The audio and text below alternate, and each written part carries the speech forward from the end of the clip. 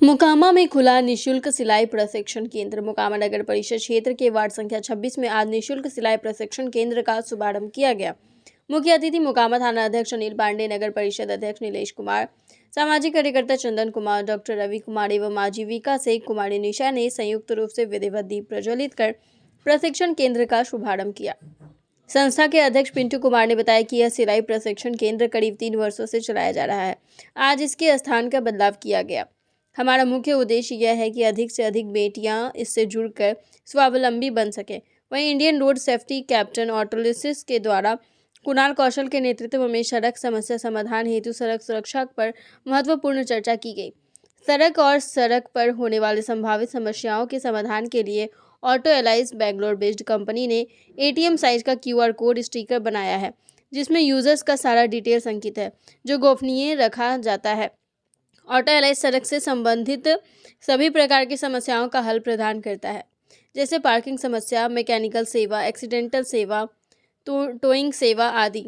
जिंदगी और समय दोनों अनमोल है और ऑटो एलाइज इसका पूरा ख्याल रखती है। सड़क पर आप और आपकी गाड़ी, उसकी सुरक्षा ऑटो एलाइज की जिम्मेदारी है। मौके पर सुनील कुमार, तनवीर, संजय राय, पवन पटेल, ललन पासवान एवं विनोद पासवान आदि उपस्थित रहे। हम लोग बार बार प्रयास करते हैं महिला सशक्तिकरण, महिला सशक्तिकरण। क्या आपको लगता है कि महिला सशक्त नहीं है? सारी महिलाएं सशक्त हैं, बस अपने आप को जागरूक करना है। ठीक है, क्योंकि ठंडा का मौसम में देखिए तो हम लोग 8 बजे से पहले कंबल नहीं छोड़ते हैं। महिलाएं जो है 4 बजे 5 बजे उठकर अपना सारा काम खत्म कर देती हैं। इससे ज़्यादा सशक्त क्या करते हैं? बस अपने आप को जागरूक कीजिए और हमारे समाज में क्या हो रहा है इसको देखें। जरूरी नहीं है कि उसका डिफेंड हम स्वयं करें, लेकिन हमारे पास इतने माध्यम हैं जिसको हम अपनी सुविधा अनुसार उसका यूज कर सकते हैं। बस अपने आप को इस मामले में सशक्त करना है। आपकी कैपेबिलिटी में कमी नहीं है, आप सब कुछ कर सकते हैं। बस कहाँ पर और क्या करना है इसके लिए जागरूक बने। ये नहीं है कि हम कहीं भी जा रहे हैं तो हमारे साथ ही ऐसी घटनाएं हो जा रही हैं, वैसी घटनाएं हो जा रही हैं। अपने आप को आप कमज़ोर मानिएगा तो हमेशा होगी। आप अपने आप को कमज़ोर मानिए ही मत कि हम कमज़ोर हैं। आप अपने आप को ये समझिए कि हम वो एक माध्यम है जो सभी को जोड़ सकते हैं। आप जो कर सकती हैं कोई नहीं कर सकता है। बस अपने आप को जानिए। बाकी सिलाई कढ़ाई तो नॉर्मल चीज़ें हैं ये, लेकिन सबसे पहले अपने आप को बोल्ड कीजिए कि जो भी हम कर रहे हैं वो हमारे आप ही समाज के मेन ये रास्ते होंगे। हम लोग सिर्फ चलने वाले हैं, दिखाने वाले आप ही हैं। ठीक है, हम लोग बार बार कहते हैं कि महिला को सशक्त करेंगे, महिला सशक्त है, बस जागरूक नहीं है। अपने आप को हमेशा ये समझते हैं कि नहीं हम हाशिए पर है। हाशिए को अपने आप को मत समझिए। आप सशक्त हैं, बस अपने आप को दिशा सही कीजिए। आप धन्यवाद। संस्थान के बारे में कुछ नया आज देते हैं, कारण कि जब भी आते हैं कुछ लगता है कुछ देना चाहिए, लेकिन आज लेने के लिए भी आए हैं। श्री कृष्ण गौशाला मोकामा में विगत 35 वर्षों के बाद शुरू किया गया है। आने वाले समय में लोक कल्याणकारी संस्थान का पार्ट 2 यहाँ पर है। पार्ट 3 वार्ड नंबर 18 में होने जाने वाला है। सिलाई के संबंधित साथ यहाँ के बच्चियों, वो 2800 वर्ग की बच्चियों या पंचायत का भी, उनके लिए पुस्तकालय बच्चों के लिए भी अस्थायी व्यवस्था किया जा रहा है, जिसमें थाना से भी सर आए हुए हैं। महिला थाना की भी नियुक्ति हम लोग करवा देंगे। बच्ची जो रहेंगे वही अध्यक्ष, सचिव, कोषाध्यक्ष भी रहेंगे। एक टीम व्यवस्था हम करेंगे जो कि इस सारे व्यवस्था के लिए जेंट्स का वहाँ जाना अलाउ ही नहीं रहेगा, सिर्फ महिलाएं रहेंगे। महिलाएं का वो सिलाई का भी चलेगा, ब्यूटिशियन का कार्य भी चलेगा, उसके टीम अलग। तीसरा पुस्तकालय का, कारण कि वार्ड नंबर 15 में पुस्तकालय में है। हम चाहते हैं कि उसका ही पार्ट 2 हो और सिलाई के साथ साथ में शिक्षा भी जोड़ी है। इसके अच्छा यहाँ एक टीम बनाए हुए हैं और जहाँ तक मैं समझता हूँ कि अपने चारों टोला के जो यहाँ क्षेत्र हैं, यहाँ बढ़ चढ़कर इनका जो ये कल्याणकारी समिति है, मैं देखता हूँ कि पिछले कई सालों से महिला सशक्तिकरण को ये बढ़ावा दे रहे हैं, प्रशिक्षित कर रहे हैं। इसके लिए इनके तमाम इस लोक कल्याणकारी समिति के तमाम लोगों को मैं आज के दिन तहे दिल से लोगों को मेरा नमस्कार।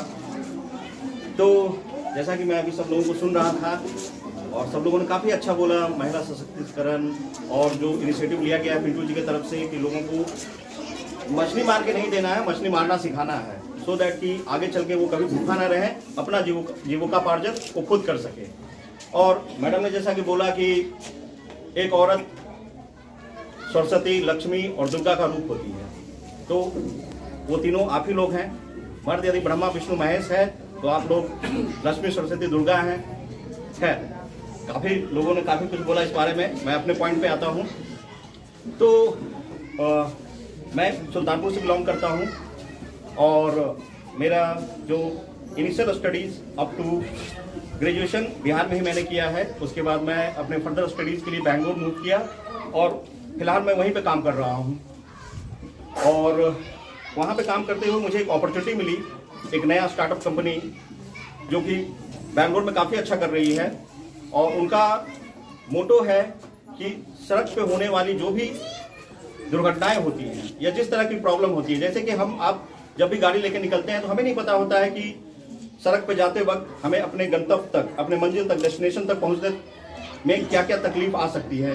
जैसे कि कहीं पे आप अपना गाड़ी लगाए, उसके पीछे किसी ने गाड़ी लगा लिया तो नो पार्किंग की समस्या। इसके अलावा आप कहीं जा रहे हैं, यदि आप अपने लोकल स्टेशन में हैं, गाड़ी खराब हो जाती है, कोई दिक्कत नहीं है, हम लोकल मैकेनिक्स को जानते हैं। बट यदि हम सुल्तानपुर से पटना जा रहे हैं और कहीं पे हमारा बीच रास्ते में गाड़ी खराब हो जाता है, हमें मैकेनिक की ज़रूरत है, तो हम मैकेनिक वहाँ पे कैसे अवेलेबल करेंगे। इसके अलावा कभी दुर्घटना हो जाती है तो लोग तो जमा हो जाते हैं, जहाँ पे भी दुर्घटना हो जाती है लोग जमा हो जाते हैं, लेकिन इसके आगे वो लोग मदद इसलिए भी नहीं कर पाते हैं कि एक तो उनका समय उसमें जाएगा, दूसरा कि अननेसेसरी के झमेले में वो लोग फंसना नहीं चाहते हैं। क्योंकि हालांकि किसी तरह की इसमें कोई समस्या नहीं है, आप हॉस्पिटल पहुंचा दीजिए और वहाँ पर उनका ट्रीटमेंट भी हो जाएगा, बाद में उनके रिलेटिव उनको वो कर लेंगे। लेकिन लोगों का अपना एक डर होता है और उस डर के कारण जो है, जो भी विक्टिम है, जो उस एक्सीडेंट में मतलब दुर्घटनाग्रस्त हो गया है, वो अपनी मदद खुद नहीं कर सकता और लोग उसकी मदद डर के मारे नहीं कर पाते हैं। तो मेरी ये जो ऑटो एलाइड सड़क समस्या समाधान का जो सर्विस है, बेसिकली ये एक इंफॉर्मेशन प्रोसेसिंग सर्विस है, जिसमें कि आपको कुछ नहीं करना है। मैं बैनर के माध्यम से आपको समझाऊंगा। जस्ट इशू मैंने एक्सप्लेन किया कि आपकी गाड़ी मान लीजिए फंस गई और आप अपनी गाड़ी को निकालना चाह रहे हैं, आपके पास कोई उपाय नहीं है कि अपनी गाड़ी को कैसे निकालें, क्योंकि जब तक सामने जो गाड़ी लगी हुई है वो हटती नहीं है अपने जगह से, आप अपनी गाड़ी को नहीं निकाल सकते हैं। आपको उसके लिए 5 मिनट, 10 मिनट, 20 मिनट वेट करना पड़ सकता है।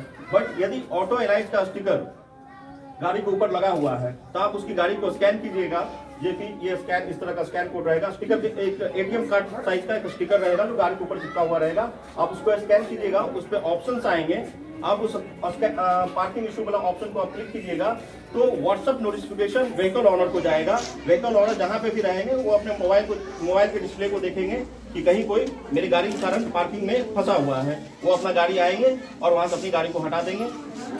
इसके अलावा व्हीकल इज इन डेंजर, जैसे कि कभी आपको लगता है कि गाड़ी के इर्द गिर्द कुछ उस तरह का इंसान मंडरा रहा है जिससे गाड़ी को खतरा है, या गाड़ी को चोरी करने की भावना रखता है, तो उस चीज़ को समझते हुए आप व्हीकल ऑनर को जो है इन्फॉर्म कर सकते हैं। इसके अलावा कभी कभी गलती से जो है कार की खिड़की खुली रह जाती है और आपको लगता है कि कार की खिड़की में कुछ सामान मतलब कार के अंदर कुछ सामान रखा हुआ है और उसको चोरी हो जाने का खतरा है। In that case also you can inform to the vehicle owner. इसके अलावा कभी गाड़ी के इंजन होता है ना, वहाँ पे ही लक्ष्मी का भी वास होता है, तो हमारे पास लक्ष्मी और सरस्वती दोनों उपस्थित होना अनिवार्य है। जैसे कि आप लोगों को आज सौभाग्य मिला है कि आप लोग यहाँ पे आकर के एक कार्य से जुड़ रही हैं, आत्मनिर्भर बनने का सौभाग्य प्राप्त हुआ है। सिलाई ही अगर आप सीखती हैं तो आगे जाकर के बहुत सारा, जिस तरह से आप अकेले एक घर से निकल करके यहाँ पे हजारों की संख्या में बनाई है, आगे जा कर के आप औरों को सिखा सकती हैं, खुद भी आत्मनिर्भर बन सकती हैं। उससे हमारा क्या होगा, एक तो हमें ज्ञान मिलेगा, पहला वो हमारी सरस्वती हो गई, और दूसरा उससे हमारा धन का स्रोत बढ़ेगा, जिससे कि हम आत्मनिर्भर बन सकते हैं, अपने परिवार को स्वयं चला सकते हैं। जैसे कि मैं जीविका से हूँ, तो मैं आप लोगों को ये कहना चाहती हूँ कि जहाँ तक होगा मैं आप लोगों को सपोर्ट करूँगी, परंतु उससे पहले मैं ये आप लोगों को अपने बारे में कुछ बता देना चाहती हूँ। मैं भी एक नारी हूँ और मेरा थोड़ा दुखद परिस्थिति थी जिसके कारण मैं आप लोगों के सामने बयां करना चाहती हूँ। जब मैं शादी करके यहाँ आई तो 6 साल के बाद मेरे हस्बैंड भी डेथ कर गए, जो कि एक बच्चा, एक लड़का एक लड़की है। और मैंने उस समय ना बहुत ही ज़्यादा घबरा गई थी। मुझे लगने लगा था ये क्या, मेरा तो सारा दुनिया ख़त्म हो गया, मेरे सामने अंधेरा ही अंधेरा नजर आने लगा। परंतु मैंने फिर धीरे धीरे अपने मनोबल को बढ़ाया, फिर पैर आगे घर से निकालने का कोशिश की। फिर आज के डेट में मैं अभी हजारों संख्याओं में मैं माताओं बहनों को सभी को रोजगार देती हूँ, प्लस सिलाई भी सिखाती हूँ, बहुत कुछ मैं कर रही हूँ। इससे क्या हो रहा है, हमारा बच्चा भी, मेरा घर भी चल रहा है, हमारा बच्चा लोग भी अच्छे से पढ़ाई लिखाई कर पा रहे हैं। इसलिए मैं नहीं चाहती हूँ कि किसी के साथ ऐसा हो। परंतु आप लोग, अगर आप लोग के हाथ में हुनर रहेगा, कुछ भी ज्ञान रहेगा, तो आगे कुछ भी करके खा सकती हैं। अभी तो सरकार ये भी योजना लागू कर दिया है। ऐसा पहले था क्या, हस्बैंड ही बाहर जाके कमाई करते थे, काम करके लाते थे तो महिलाएं घर में खाती थी। आज की डेट में तो ऐसा नहीं है। आज तो महिला और पुरुष दोनों बाहर जाके आराम से काम कर सकते हैं, ताकि हमारे बच्चों को अच्छे ढंग से शिक्षा प्राप्त हो सके, हम मेरा घर का स्थिति जो भी है अच्छे ढंग से चल सके। तो उसके लिए आप लोग क्या सहयोग करना चाहती हैं? जो भी कर रही है मन से करेंगी ना? अच्छा लग रहा है सिलाई करने में? Yes, ma'am. हम तो यही चाहते हैं कि आप लोगों से कि पूरा ध्यान मन सारा कुछ दे करके आप अपना ज्ञान को प्राप्त कीजिए, ताकि औरों में और रोशनी बिखेरिए। धन्यवाद।